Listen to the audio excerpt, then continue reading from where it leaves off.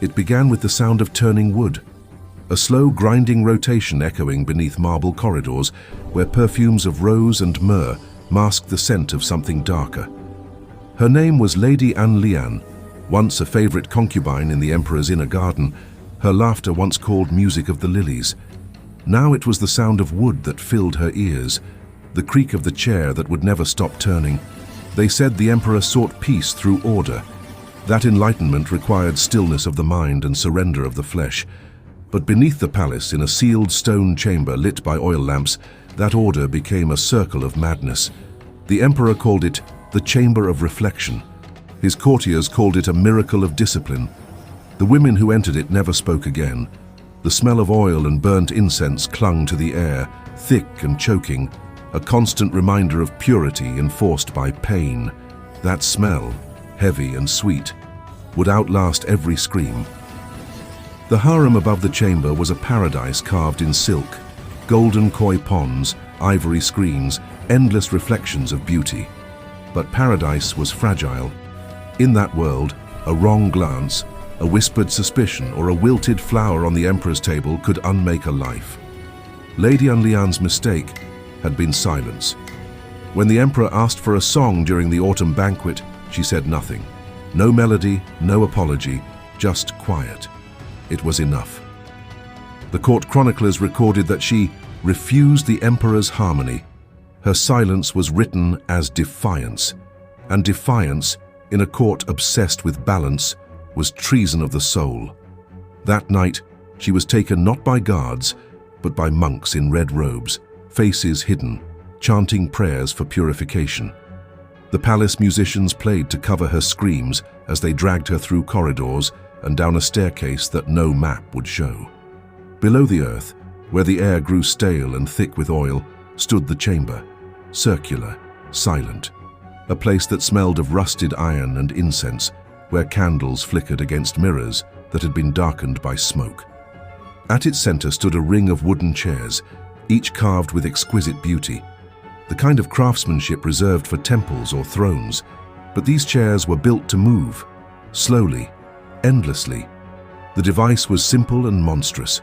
Each woman was forced to kneel upon it, the seat tilted forward, the base attached to a mechanism that turned in slow rotation. The motion was constant, deliberate, never stopping, a rhythm of suffering mistaken for serenity. The emperor believed that through unending motion, the body would forget rebellion, the spirit would dissolve, and only obedience would remain. They called it kneeling meditation. Every hour, attendants sprinkled the floor with crushed jasmine and lit fresh incense, not to honor the women, but to drown the smell of fear, sweat, and breaking bone. Lady An Lian's chair began to turn. The wood pressed into her knees, the ropes dug into her wrists. The motion was slow, almost tender, like the sway of a cradle. At first she tried to pray. She whispered to the gods of the lotus and the moon, the ones who once protected lovers and poets. But as hours stretched into days, prayer turned into breathless moans, and then into nothing at all. The wood kept turning. The chamber's attendants, eunuchs trained for silence, called her condition reflection. When the body broke, they said, the soul emerged purified. And if the soul screamed, it meant the impurities were leaving. The emperor often visited the chamber in secret. Wrapped in white robes, he stood behind the mirrored partition, watching his discarded consorts sway in their mechanical penance. He told his advisors that he heard the sound of enlightenment, a harmony between pain and peace. He believed himself a philosopher king, freeing women from vanity and attachment. But what he really heard, what every turning of the chair whispered, was guilt. The guilt of a ruler who could not control love, only obedience. Historians of later dynasties would claim the Chamber of Reflection was a myth, an allegory written by rival scholars to slander the emperor's reign. But court records tell a different story. In the imperial ledger of 164 concubines, 14 disappear in a single year. Their portraits were burned, their names erased from the Temple of Harmony, and yet, deep beneath the foundation of the old palace, archaeologists have found traces, iron pivots, splintered wood soaked in something that was neither oil nor blood, and thin strands of silk fused into the floor. Every century builds its own methods of silence. The chamber was not born from cruelty alone. It was born from fear. The emperor's empire was cracking. Rebellions on the border, famines in the south, whispers of corruption in the ministries. The harem, once a symbol of divine order, became his mirror of control. If he could not rule the realm, he would rule the hearts beneath his roof. And so, the women became lessons. Their pain became propaganda. Monks and ministers repeated his philosophy. To suffer without rebellion is to transcend. The chamber of reflection was presented as a place of spiritual correction, not torture, but transformation. Its existence allowed the emperor to reframe cruelty as virtue. That was the true genius of his tyranny. Pain was no longer punishment, it was therapy. Lady Anlian's rotation slowed after 7 days. Her skin tore, her breath shortened, and the oil lamps dimmed. The attendant stopped the mechanism just once, to adjust her posture, and then set it turning again. When they finally removed her, her body was limp, but her eyes were open. They said she had reached enlightenment. The emperor ordered her to be buried in the Garden of Mirrors. Her reflection would live forever, he declared. But even the mirrors began to crack. Servants whispered that at night they could still hear the slow rhythmic creaking like the breath of wood that refused to die. The palace called it superstition. The people called it justice. Centuries later, when the ruins were opened, the archaeologists reported that the air still carried a strange sweetness, the same perfume of oil and jasmine, thick as memory, the smell of purity and pain. And maybe that's the cruelest thing about history. It doesn't always leave bones, sometimes it leaves fragrance, lingering, deceptive, eternal. This is the story the archives tried to erase, a story of beauty twisted into obedience, of meditation turned into madness. You're watching Crimson Archive, where history bleeds beneath the surface of empire. If you can still smell the jasmine, that faint sweetness behind every horror, you already know how power survives. Subscribe if you dare, because the next chamber we uncover was not built for women, but for those who tried to save them. The Chamber of Reflection was more than an invention. It was a philosophy carved into wood. To understand its mechanism is to understand how cruelty hides behind ritual. The emperor's engineers, working under the guise of temple architects, designed the rotating kneeling chair as a spiritual apparatus. The schematics were recorded not in the archives of war or punishment, but in the Manual of Enlightened Stillness, a religious text distributed to monasteries across the empire. Every part of the device was given a name. The seat was called the Throne of the Lotus, its rotation gear the Wheel of Truth. Even the iron restraints were inscribed with sutras promising peace through surrender. The emperor did not just torture bodies, he converted agony into doctrine. That was his genius, that was his madness. The mechanics were deceptively elegant. The chair's axis was set upon a weighted pivot driven by a water clock hidden beneath the floor. Every drop that fell into the copper basin triggered a slow release of pressure, rotating the chair by degrees too small to notice, yet never stopping. The movement was constant, a rhythm of inevitability. There was no moment of stillness, no chance to rest, no mercy in repetition. Muscles locked, bones ground against bone, blood pooled, and the mind began to drift into delirium. The attendants were trained to maintain the illusion of divinity. They spoke not in commands, but in prayers. "The body is illusion," they whispered, "only motion remains." And through that motion, the emperor found control. The official decree that sanctioned the chamber was signed on a spring morning, the ink still wet with incense. It bore the seal of the Ministry of Virtue, a council of priests whose duty was to enforce moral conduct in the imperial harem. They claimed that indulgence had weakened the empire, that women of the court had become vain, disobedient, and distracted from devotion. The chamber, they argued, was a place of reharmonization. It was said that a woman who entered in defiance would emerge in silence, and silence, in the emperor's theology, was purity. But the true motive ran deeper. The emperor's reign was one of decay. His armies suffered defeat after defeat. his treasury drained by endless banquets and failed expeditions. The harem, once his sanctuary, became a nest of whispers. Concubines aligned with rival factions. Poets within the palace composed verses mocking his virility, circulating them like forbidden relics. Each rumor, each glance was a spark that threatened to ignite rebellion. So he built his solution in the only place rebellion was unthinkable, within devotion itself. If he could make the women kneel willingly, if they could believe their agony was sacred, then his power would outlast truth itself. The chamber of reflection became not just a punishment, but a message, a ritual demonstration that obedience was divine. There were rules. Each condemned woman was to be washed in rosewater, dressed in plain white silk, and adorned with a single jade hairpin, a symbol of purity. She was not dragged into the chamber. She was escorted like a pilgrim. Before the rotation began, an elder monk recited the invocation of stillness. In motion, we surrender. In surrender, we dissolve. In dissolution, the soul returns to order. The sound of the water clock would follow, a soft, dripping rhythm echoing against stone walls. The scent of oil and jasmine thickened the air, sweet enough to mask decay. It was always the same smell. It clung to the robes, to the attendants' hands, to the pages of the manual. That scent became the empire's perfume, the fragrance of virtue, of power disguised as purity. The emperor's favorite monk, Grand Preceptor Ming Zhao, oversaw every session. He was said to have memorized every scream, claimed to interpret their pitches like notes in a sacred hymn. He recorded them on scrolls as stages of enlightenment. First was the cry of release, then the moan of awakening, then silence. He wrote that when silence came, the spirit had transcended suffering. What he never recorded was that most women stopped screaming only when their throats bled dry. The emperor would read these reports in his study, smiling faintly. To him it was proof that his philosophy worked. The women had not died. They had ascended. But beneath that illusion was a system of horror so efficient it required no violence beyond design. The attendants rarely struck or shouted.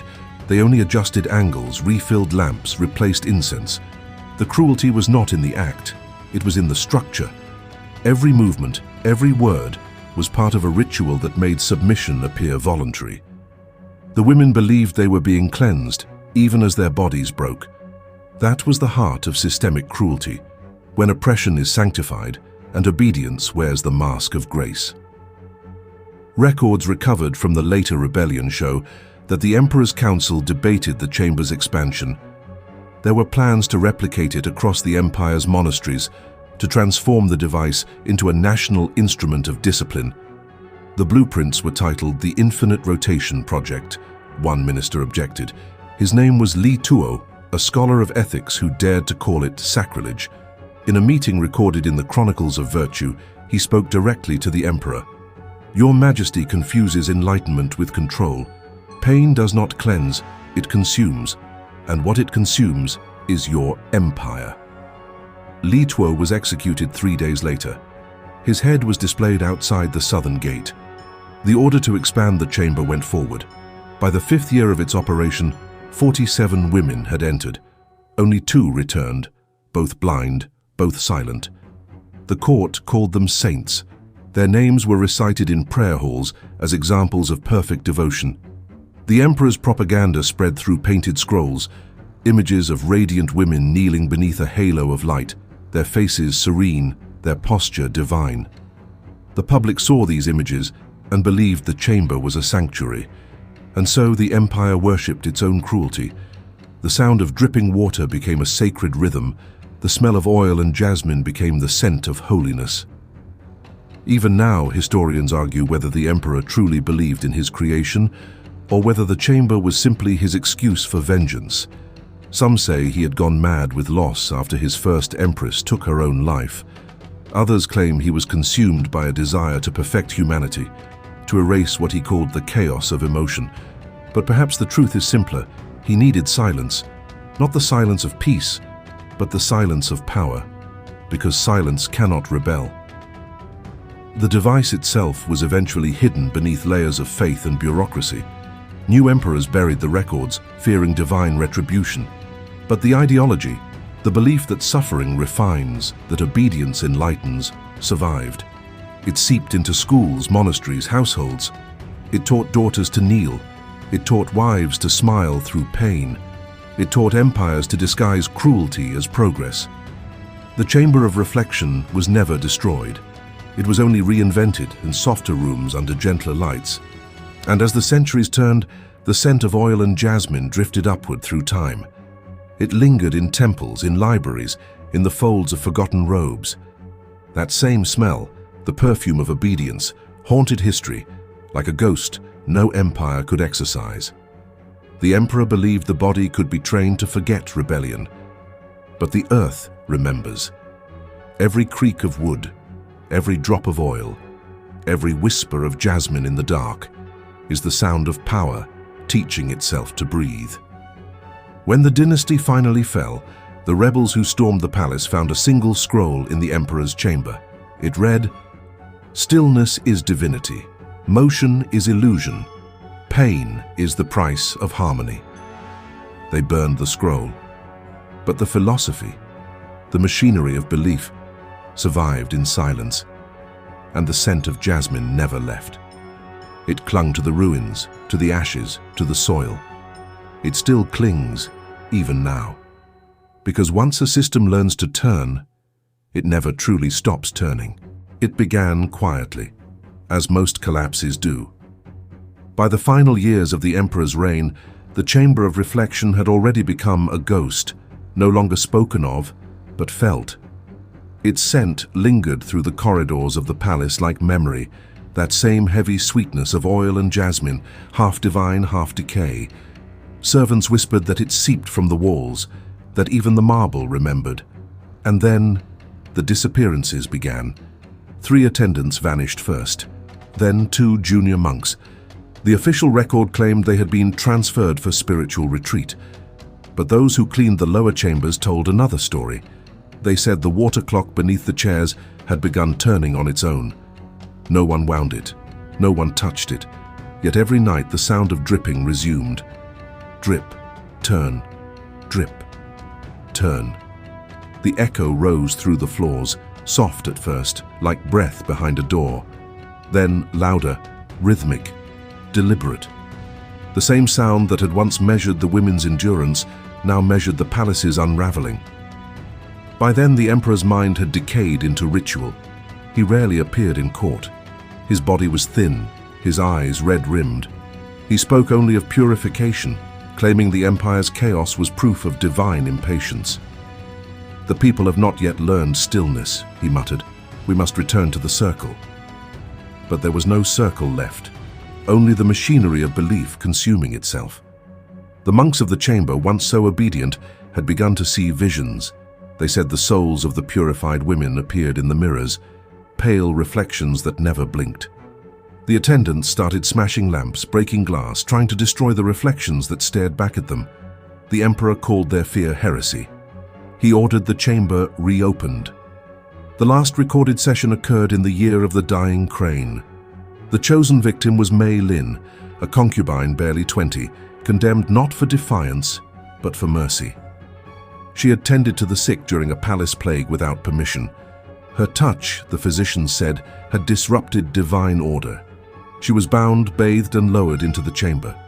But as the chair began its slow, deliberate turn, something broke in the rhythm.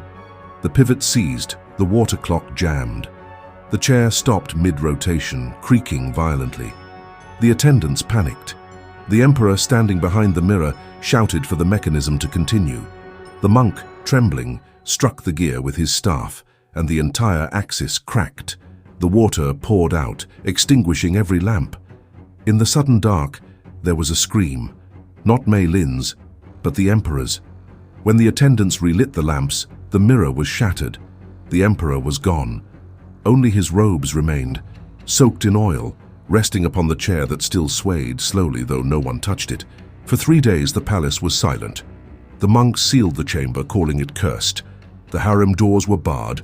Ministers debated succession while servants fled into the countryside. But the rumor spread faster than decree. The people said the emperor had been taken by the spirits of the women, that their pain had found voice. They said every droplet that fell into the basin carried their names, and that when the water turned again, it would be for the empire itself. What followed was chaos disguised as revelation. Priests declared miracles in the streets. They claimed the emperor's disappearance was proof of divine judgment, that the heavens had reclaimed what man had corrupted. Others insisted it was rebellion, a coup cloaked in superstition. But the truth was more insidious. No one wanted the chamber destroyed, because by then it had become useful. The new regent declared that the emperor had transcended to eternal stillness, and that his teachings would continue. The chamber was sealed not out of guilt, but out of reverence. The machinery of cruelty survived beneath a shrine. Worship replaced remorse. And so the silence continued. Years later, when the dynasty finally collapsed, a chronicler named Shu Han entered the palace ruins to catalogue the debris. He found the entrance to the chamber blocked by collapsed stone. He spent 3 nights clearing it with a shovel and a lamp. When he finally broke through, he wrote, "The air was thick and fragrant, jasmine unmistakably. The chamber was empty, yet the air moved, as if stirred by invisible hands. In the center lay a single wooden chair, blackened, half-rotted. It was still turning, slowly, endlessly." Shu Han's report was confiscated. He was found dead 2 months later, drowned in a river with oil on his skin. But fragments of his journal survived. In one final passage written in uneven brushstrokes, he confessed, "I sat upon the chair, only for a moment. The motion was gentle, and yet I felt her breath in my ear, a woman's voice. She whispered, 'Now you understand.' That was the moment the chamber shifted from history to curse. The empire that followed, the Republic of Virtue, outlawed its memory. Scholars who mentioned it were accused of blasphemy. Museums refused the relics. Even the word reflection was replaced with stillness. But the silence didn't last. Across the provinces, imitation devices appeared, smaller, simpler, repurposed by reformist monasteries. They called them discipline chairs. The mechanism was crude, but the ideology was the same: endurance as virtue, suffering as peace. The circle never stopped turning. It only changed its surface. Modern excavations in the region have uncovered artifacts consistent with Shu Han's description: pivot rods, wooden braces, and fragments of lacquered seat panels engraved with faded calligraphy. Some of the carvings read like prayers, others read like pleas. The body is nothing, the pain is everything. We are turning still. These inscriptions challenge the official narrative that the chamber was metaphor, not reality, because metaphors don't leave fingerprints soaked in oil. One of the archaeologists who examined the relics described an odor in the sealed containers. "Faint," she said, "sweet, like jasmine left too long in the sun." The unpredictability of horror lies in its persistence. The emperor may have vanished, but his logic endures, in systems that call suffering discipline, in leaders who rename obedience as order. And maybe that's the true curse of the chamber, not its ghosts, but its language. When cruelty learns to speak softly, when it perfumes itself with sanctity, it becomes immortal. Even today, in meditation halls and corporate retreats, in self-help creeds and regimes of perfection, you can hear echoes of the same promise, that pain purifies, that silence redeems. They sell serenity with the same smile the emperor wore. They light candles with the same oil. They fill the air with that same deceptive fragrance, jasmine and control. And so, history repeats not through blood, but through scent. That same smell threads through centuries like a voice without words, whispering to each generation that peace is earned through suffering. But what if it isn't? What if every empire that preaches stillness is simply turning its own chair, endlessly, praying the world won't notice the motion? Because motion, even in agony, means the illusion still works. When the modern restoration team finally sealed the ruins for safety, one of the workers, a young woman, reported a strange experience. As she stepped onto the stone floor, She heard a faint creak, wood against wood. She thought it was her equipment until she saw the shadows. The air was moving, rhythmically. Drip, turn, drip, turn. She swore she smelled jasmine, and for one terrible second she felt someone behind her, kneeling, swaying, breathing in the dark. The past is not buried. It is turning, still turning, forever, and the fragrance of obedience, the perfume of control, drifts on unchanged through time. Jasmine. Always jasmine. Centuries fade, but the scent does not. When the modern historians of Crimson Archive speak of the Chamber of Reflection, they do so in cautious tones, as if afraid the air itself might remember. The official narrative remains fragmented, an emperor's philosophical metaphor twisted into a rumor of cruelty. Yet every unearthed fragment tells the same story. Each time the soil is disturbed, the smell returns, oil and jasmine, thick and cloying, as if history itself were bleeding perfume. But what do we call that scent truly? Purity, power, or the quiet stench of control? In the 21st century, the relics of the chamber sit inside climate-sealed boxes in a museum basement. No labels, no plaques, just numbers scrawled on yellowing tags. The curator who catalogues them refuses interviews. She only told one journalist, off record, that when she opens the vault, she feels the air shift, as though something inside exhales. She described it in a whisper. It smells like reverence trying to disguise rot. And maybe that's what the chamber always was, the weaponization of reverence. A structure where faith and fear coexisted so perfectly that cruelty became invisible. The emperor's ideology did not die with his dynasty. It simply modernized. Today, it wears different masks, in hospitals that force compliance in the name of recovery, in corporations that preach mindfulness while grinding their workers into silence, in governments that call obedience peace. Every age builds its own chamber, some physical, some psychological, and each one turns by design. That is the genius of systemic cruelty. It doesn't rely on violence, it relies on belief. The chair may be gone, but its logic is everywhere. You can see it in classrooms that punish curiosity, in prisons that rename punishment as rehabilitation, in relationships where submission masquerades as harmony.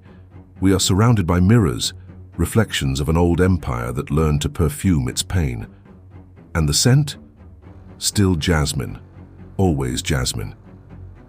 But maybe the most terrifying truth is not that cruelty evolves, it's that we inherit it willingly. Because comfort, too, can be a chain. When the emperor told his people that pain was enlightenment, they believed him, not because he forced them, but because it was easier than rebellion. Suffering with purpose feels cleaner than chaos. Silence feels safer than truth. And so, the wheel keeps turning. A historian once wrote that the most dangerous inventions in human history are not weapons, but ideas disguised as virtue. The Chamber of Reflection was one such invention. Its gears and pivots have long rusted, but its principle, that suffering can sanctify, still hums beneath the machinery of civilization. Listen closely and you can hear it, the same rhythm that echoed beneath the emperor's palace. Drip, turn, drip, turn. It's the sound of order feeding on conscience, the hum of an empire praying to its own cruelty. There's a document found in the emperor's private study, one so strange that historians debated its authenticity for decades. Written in delicate brush strokes, it appears to be his final reflection before his disappearance. It reads, "I built stillness to quiet the world, but the silence devoured me. I sought harmony, but I found echoes. The jasmine blooms endlessly, yet its sweetness sickens. What is peace, if not the absence of witnesses?" The letter ends there. No signature. Just a faint, oily fingerprint on the bottom edge, preserved like a confession. That question, the absence of witnesses, is what binds this story to our own. Because every system of control depends on disappearance. Disappearing dissent, disappearing empathy, disappearing memory. And when the last witness is gone, the chamber turns again, unchallenged, unseen, unstoppable. But history remembers differently. Archaeologists continue to find fragments of hairpins, shards of lacquered wood, strands of silk fused to the floor by centuries of heat and pressure. When tested, the silk carries faint traces of human proteins and something else. A compound resembling the oil once used for incense. The scientists described it clinically, but the chief researcher wrote something in her private log, a line that never made it into the report. When I held the fragment under light, I thought I smelled jasmine, and for a second I felt like someone was watching me kneel. The chamber's legacy is not a ruin. It is a mirror. When we look into it, we don't see an emperor or his victims. We see ourselves.